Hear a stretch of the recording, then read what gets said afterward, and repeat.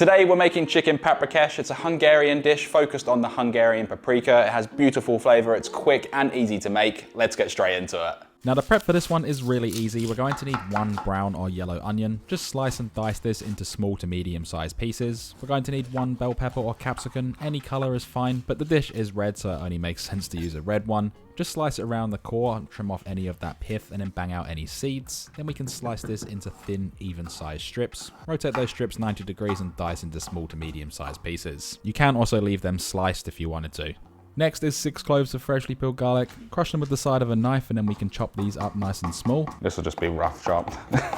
And that's just Mitch and I joking around saying that it's rough chop, but it's actually really fine. Moving on, we're going to need 800 grams of boneless and skinless chicken thigh. Just slice this in half, that's all that needs to be done. And traditionally this is done with a whole chicken or bone-in chicken thigh, but just do whatever's easiest for you. And once you have that done, transfer it into a bowl.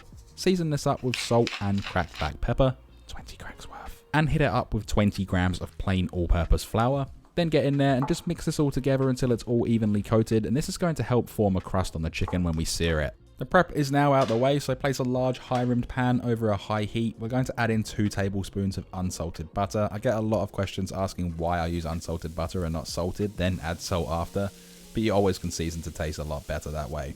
Anyway, we're going to add in the onion and the capsicum or bell pepper. Fry this off for about 4 to 5 minutes until it's nice and translucent and slightly soft. Then add in the garlic and just continue cooking for a further 1 minute just to get that flavour in there, and we don't want to burn this, so we'll keep it moving around. Next to go in is 60 grams or 3 tablespoons of concentrated tomato paste. Mix this around really well till everything's picked up all of that flavour. We're going to cook this for about 3 minutes just so it can release its oils and start browning off a little bit. And the star of the show is the Hungarian paprika. This is 15 grams worth. If you can't get this, you can use regular, but it is better with the Hungarian. And just cook this for 1 minute, then remove it from the stovetop and transfer it over to a plate. If you cook it for any longer than that, it will burn, so just be careful. Place that same pan with all of the flavour back over a medium-high heat. Add in 1 tablespoon of olive oil, then we're going to add in the chicken and sear this for about 3 minutes on each side. If your pan's not big enough, I do recommend doing this in batches, and the flour's really going to help get that crust. If you are celiac or gluten-free, you don't have to use the flour, but just know the chicken won't be as good. Once you have the chicken seared off, add in that onion, capsicum or bell pepper paprika mix, along with 500 milliliters or 2 cups of chicken stock, which is going to be the base foundation to our sauce. Generously season with salt and cracked black pepper, then just gently mix this all together, making sure that sauce comes together, those flavors can become friends, and everything is evenly incorporated. What we're going to do now though is bring it up to a boil, place on a lid, then we're going to reduce the heat to low and cook this for about 20 minutes.